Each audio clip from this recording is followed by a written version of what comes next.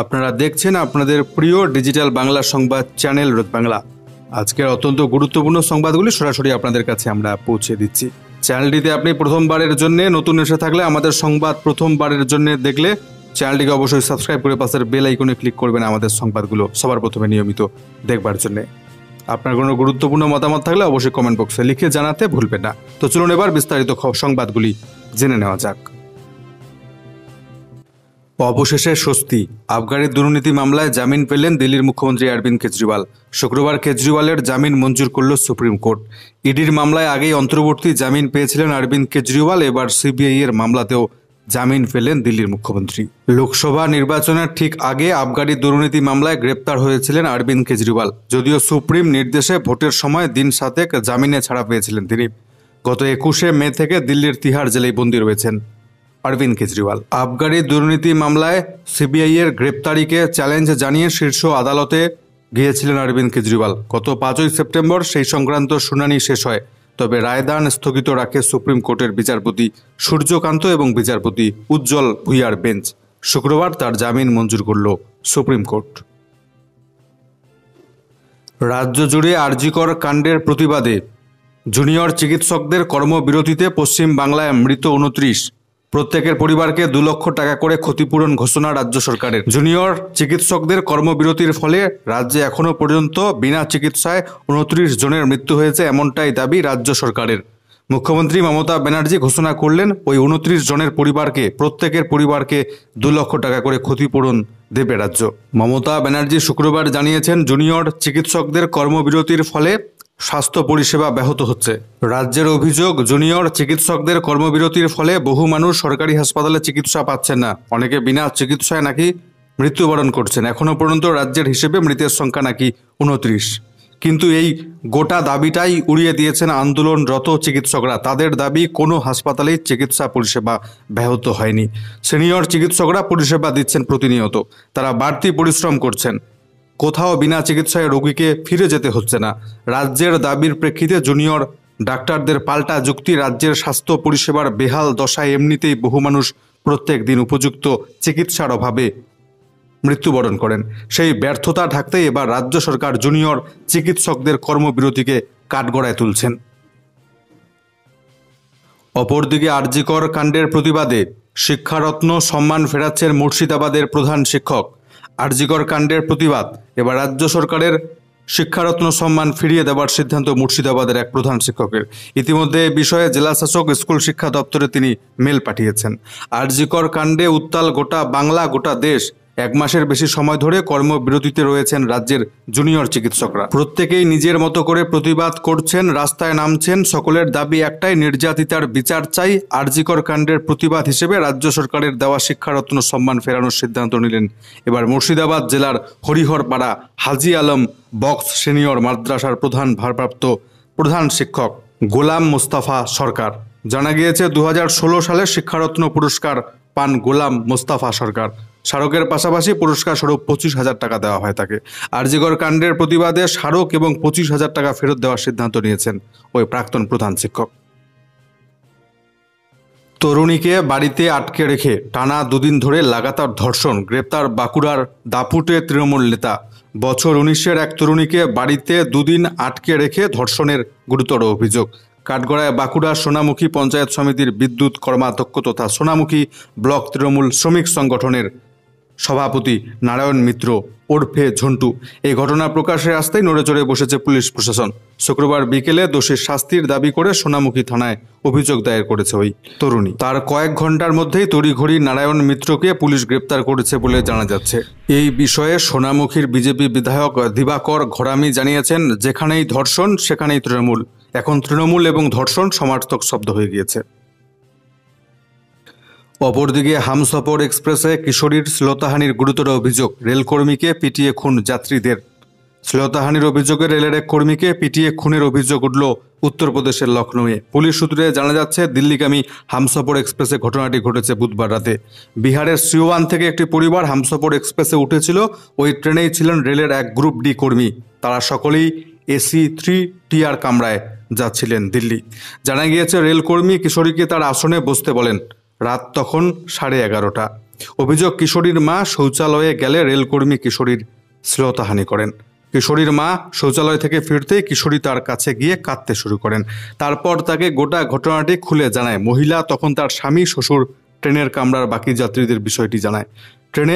Train আইসবাগে পৌঁছতেই ওই অভিযুক্ত রেলকর্মীকে ঘিরে ধরেন কিশোরীর পরিবারের সদস্য এবং যাত্রীরা, এবং সেই অভিযুক্ত রেলকর্মীকে মারধর শুরু হয়। কানপুর সেন্ট্রাল পৌঁছানো পর্যন্ত ওই রেলকর্মীকে মারধর করতে থাকেন যাত্রীরা। তারপর তাকে জিআরপির হাতে তুলে দেন তারা, কিন্তু হাসপাতালে পৌঁছানোর আগেই অভিযুক্ত রেলকর্মীর মৃত্যু হয়। একেবারে বিনামূল্যে আধার কার্ড আপডেট, আজ শেষ সুযোগ। আজ পর্যন্তই আধার পরিষেবা মিলবে বিনামূল্যে আধার কার্ডের নির্দিষ্ট কিছু তথ্য বদলানোর সুযোগ আজ 14ই সেপ্টেম্বর শেষ হচ্ছে। আজ পর্যন্ত মাই আধার অনলাইন পোর্টাল ওয়েবসাইটের মাধ্যমে নিজের পরিচয়ের প্রমাণ, ঠিকানার প্রমাণ সংক্রান্ত নথি আপডেট করা যাবে একেবারে বিনামূল্যে। এর আগে ধাপে ধাপে বেশ কয়েক মাস ধরে এই সুযোগ দিয়ে এসেছে আধার কর্তৃপক্ষ। তবে শুক্রবার সন্ধ্যা পর্যন্ত বিনামূল্যে আধার পরিষেবার সুযোগের মেয়াদ বৃদ্ধি করেনি আধার কর্তৃপক্ষ। এর ফলে আগামী 15ই সেপ্টেম্বর থেকে এই পরিষেবার জন্য 25 টাকা খরচ করতে হবে সাধারণ মানুষকে। আর আধার কেন্দ্রে গিয়ে এই কাজ আপনি করতে চাইলে আপনাকে 50 টাকা দিতে হবে এবার থেকে। তবে আজ রাত 12টার মধ্যে, আজকের মধ্যে যদি আপনি আপনার আধার কার্ড আপডেট করেন, একেবারে বিনামূল্যে করতে পারবেন মাই আধার ওয়েবসাইট থেকে। শুধুমাত্র মাধ্যমিক পাশে চাকুরির সুবর্ণ সুযোগ। জারি হলো বিজ্ঞপ্তি, মাধ্যমিক পাশেই চাকুরি। কনস্টেবল পদে প্রার্থী নিয়োগের বিজ্ঞপ্তি প্রকাশ করল ইন্দো তিব্বত বর্ডার পুলিশ ফোর্স, ভারতীয় সেনা। কনস্টেবল ড্রাইভার পদে প্রার্থী নিয়োগ করা হবে, তবে কেবলমাত্র পুরুষ প্রার্থীরাই এই পদের জন্য আবেদন করতে পারবেন। কনস্টেবল চালক পদে মোট শূন্যপদ রয়েছে 545টি। এর জন্য সাধারণ প্রার্থীদের জন্য শূন্যপদ 209টি, এসসিদের জন্য 77টি, এসটিদের জন্য 40টি, ওবিসিদের জন্য 164টি, ইউডব্লিউএস দের জন্য 55টি। শিক্ষাগত যোগ্যতা, এই পদগুলিতে আবেদনের জন্য আবেদনকারীকে যে কোনো বোর্ডের স্বীকৃত বিদ্যালয় অথবা মাদ্রাসা থেকে ন্যূনতম মাধ্যমিক অথবা সমতুল্য যে কোনো পরীক্ষায় উত্তীর্ণ হতে হবে। পাশাপাশি আবেদনকারীর কাছে অবশ্যই ভারী যানবাহন চালকের লাইসেন্স থাকতে হবে। এই সংশ্লিষ্ট পদে আবেদনের জন্য প্রার্থীদের বয়স ন্যূনতম 21 বছর থেকে সর্বোচ্চ 27 বছরের মধ্যে হতে হবে। মূল বেতন মাসে মিলবে 21,700 থেকে 69,100 টাকা পর্যন্ত। যেখানে সেখানে যত্রতত্র গজিয়ে ওঠা মসজিদগুলি সব ভেঙে ফেলতে হবে। আন্দোলনে রণক্ষেত্র সিমলা, চলল লাঠি এবং জলকামান। কংগ্রেস সরকারের মদতে রাজ্যের নানা জায়গায় যত্রতত্র বেআইনিভাবে গজিয়ে উঠেছে মসজিদ। এমনই বেআইনি মসজিদ ভাঙার দাবিতে আন্দোলনে উত্তপ্ত হয়ে উঠল হিমাচল প্রদেশের সিমলা। ধর্মীয় এবং স্থানীয় নাগরিকদের সংগঠনের মিছিলে লাঠি এবং জলকামান চালালো পুলিশ। পাল্টা পুলিশকে লক্ষ্য করে পাথর ছোড়ে আন্দোলনকারীরা। সমস্ত কিছু মিলিয়ে রণক্ষেত্র হয়ে ওঠে গোটা পরিস্থিতি। জানা গিয়েছে, মসজিদ ভাঙার দাবি তুলে বুধবার দুপুরে সিমলার ধাল্লি সবজি মান্ডির এলাকায় জমায়েত করেন শতাধিক মানুষ। পুলিশকে লক্ষ্য করে ছোড়া হয় পাথর। মিছিল থেকে স্লোগান ওঠে, জয় শ্রীরাম, হিন্দু একতা জিন্দাবাদ। ধাল্লি টানেলের কাছে পুলিশের ব্যারিকেড ভেঙে ভিড় মসজিদের দিকে এগিয়ে যাওয়ার চেষ্টা করলে লাঠিচার্জ করে পুলিশ, জলকামান চালাতে শুরু করে। আটক করা হয় একাধিক আন্দোলনকারীকে। অপরদিকে পুলিশের দাবি, হিংসা ছড়াতে পরিকল্পিতভাবে জমায়েত করেছিল বেশ কিছু হিন্দু সংগঠনের সদস্যরা। সশস্ত্র হামলার পরিকল্পনা করে জড়ো হয়েছিলেন আন্দোলনকারীরা বলে দাবি পুলিশের। অশান্তি আটকাতে ইতিমধ্যে সাঞ্জলির দিকে যাতায়াতের ওপর নিষেধাজ্ঞা জারি করেছে স্থানীয় প্রশাসন। হিমাচলের মুখ্যমন্ত্রী সুখবিন্দর সিং সুখুর মিডিয়া উপদেষ্টা গোটা ঘটনায় বিজেপির দিকে আঙ্গুল তুলে জানিয়েছেন, বিজেপি পরিকল্পিতভাবে সাম্প্রদায়িক বিভাজন তৈরি করতে চাইছে, আইন শৃঙ্খলা পরিস্থিতির অবনতি ঘটাতে চাইছে বিজেপি।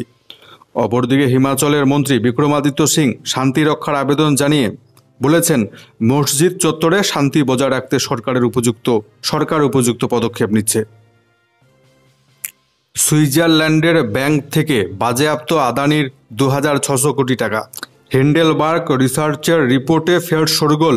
সুইজারল্যান্ডের সংবাদ মাধ্যমের খবর উদ্ধৃত করে আমেরিকার শেয়ার সংস্থা হিন্ডেনবার্গ রিসার্চ দাবি করল, সুইজারল্যান্ডের 6টি ব্যাংকের বিভিন্ন অ্যাকাউন্টে থাকা আদানি গোষ্ঠীর 31 কোটি ডলার বাজেয়াপ্ত করেছে সেই দেশের কর্তৃপক্ষ, ভারতীয় মুদ্রায় যার পরিমাণ প্রায় 2,600 কোটি টাকা।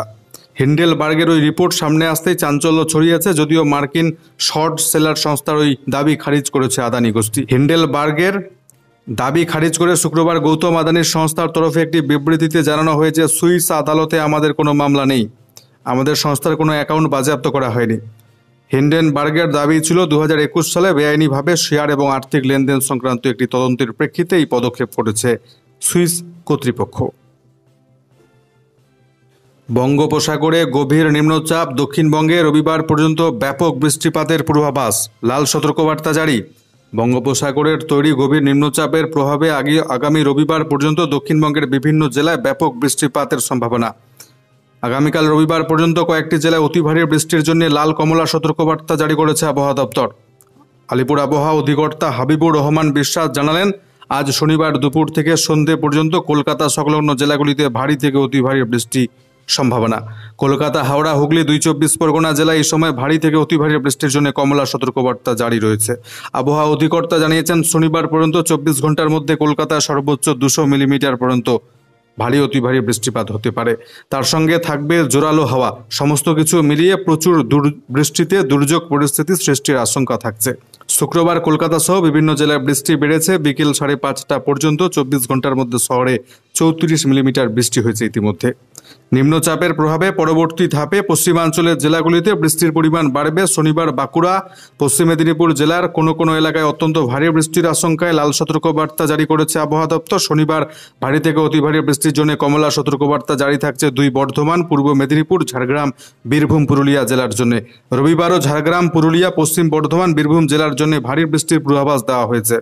আগামীকাল রবিবার পর্যন্ত রাজ্যের উপকূলবর্তী এলাকায় মৎস্যজীবীদের জন্য লাল সতর্কবার্তা জারি থাকছে। এই সময় তাদের সমুদ্রে না থাকার পরামর্শ দিয়েছে আবহাওয়া দপ্তর। রাজ্যের উপকূল এলাকায় ঘন্টায় সর্বোচ্চ 55 কিমি গতিবেগে ঝোড়ো হাওয়া বইবে, সমুদ্র উত্তাল থাকবে। অতিবৃষ্টির ফলে দক্ষিণবঙ্গের নদীগুলিতে জলস্তর বৃদ্ধি সহ নানা রকম ক্ষতির আশঙ্কা করছে আবহাওয়া দপ্তর। আজকে দক্ষিণবঙ্গের প্রত্যেকটি জেলাতেই ভারী বৃষ্টিপাতের সম্ভাবনা। তার মাঝেই দক্ষিণবঙ্গের হুগলি, পূর্ব মেদিনীপুর, ঝাড়গ্রাম, পুরুলিয়া, পশ্চিম এবং পূর্ব বর্ধমান এছাড়াও বীরভূম এই জেলাগুলিতে ভারী থেকে অতি ভারী বৃষ্টিপাতের জন্য আজকে কমলা সতর্কবার্তা জারি থাকছে। এছাড়াও আজকে দক্ষিণবঙ্গের পশ্চিম মেদিনীপুর, বাঁকুড়া এই দুটো জেলায় ভারী থেকে অতি ভারী বৃষ্টিপাতের জন্য লাল সতর্কবার্তা জারি করেছে আবহাওয়া দপ্তর। উত্তরবঙ্গের প্রত্যেকটি জেলাতেই হালকা থেকে মাঝারি পরিমাণ বৃষ্টিপাত চলবে আজকে। তবে এই মুহূর্তে ভারী থেকে অতি ভারী বৃষ্টিপাতের কোনো সতর্কবার্তা উত্তরবঙ্গের জেলাগুলির জন্য নেই। তবে হালকা মাঝারি বৃষ্টিপাত কিন্তু উত্তরবঙ্গের প্রত্যেকটি জেলাতেই চলবে।